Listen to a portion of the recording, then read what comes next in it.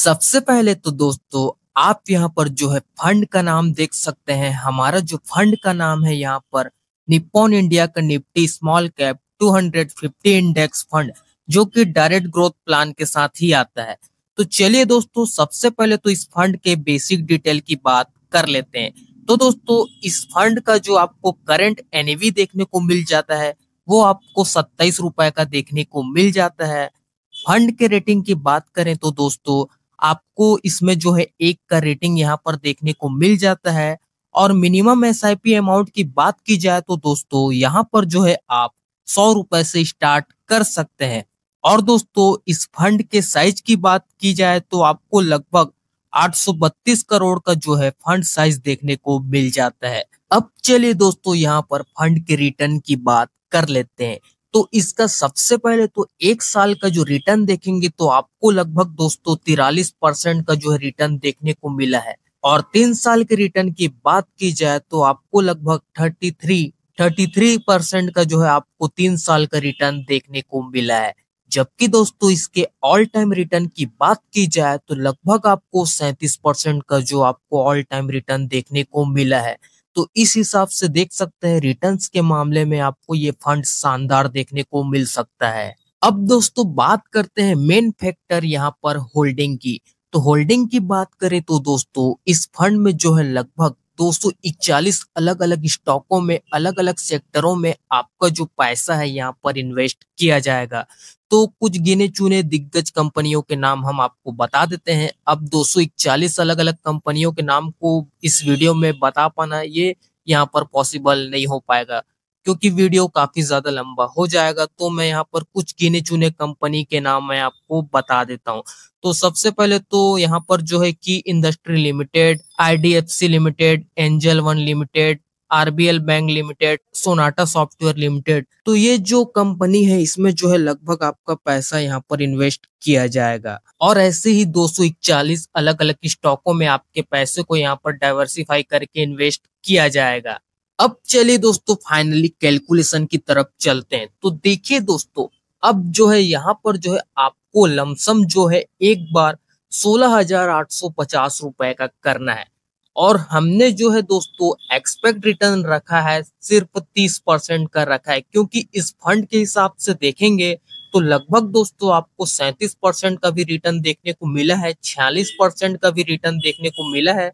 तो हम भी ज्यादा नहीं 30% का ही रिटर्न एक्सपेक्ट करते हैं। तो यहाँ पर दोस्तों डायरेक्ट हम 20 साल के टाइम पीरियड के हिसाब से बताएंगे आपका कैलकुलेशन कितना देखने को मिल सकता है। तो देखिए दोस्तों 20 साल में आपका जो फाइनली इन्वेस्टेज कितना हो जाएगा। इन्वेस्टेज तो ऑब्वियसली लमसम है, एक बार ही इन्वेस्ट करेंगे 16,850 रुपए का। और आपको इसमें जो है लगभग आपको रिटर्न देखने को मिलेगा 31,85,486 रुपए का रिटर्न देखने को मिल जाएगा। और फाइनली वैल्यू जो है आपको जो देखने को मिलेगा 32,02,336 रुपए का। तो ये अमाउंट आपको यहाँ पर जो है 20 साल में देखने को मिल जाएगा।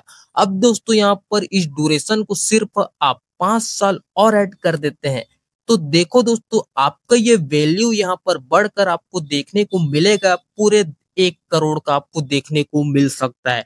1,18,90,051 रुपए का आपको ये फंड जो है देखने को मिल सकता है।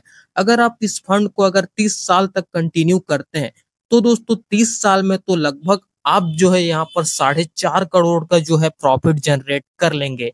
4,41,46,927 रुपए का आप जो है यहाँ पर फंड क्रिएट कर सकते हैं।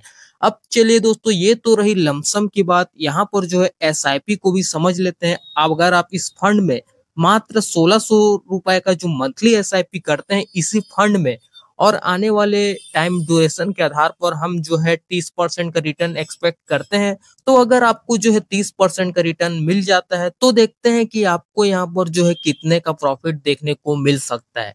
तो देखिए सबसे पहले तो दोस्तों अगर आप इस फंड में 1,600 रुपए का मंथली एसआईपी करेंगे और आपको जो है 30% का रिटर्न मिलता है तो 10 साल में आपका टोटल इन्वेस्टेज कितना हो जाएगा, 1,92,000 रुपए का आप टोटल इन्वेस्ट कर चुके रहेंगे। और दोस्तों एक्सपेक्ट रिटर्न आपको यहाँ पर मिलने वाला है करीब 10 लाख के करीब।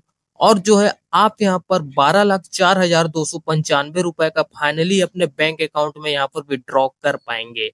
तो दोस्तों 10 साल में आपका इतना जो है फंड यहाँ पर तैयार हो जाएगा।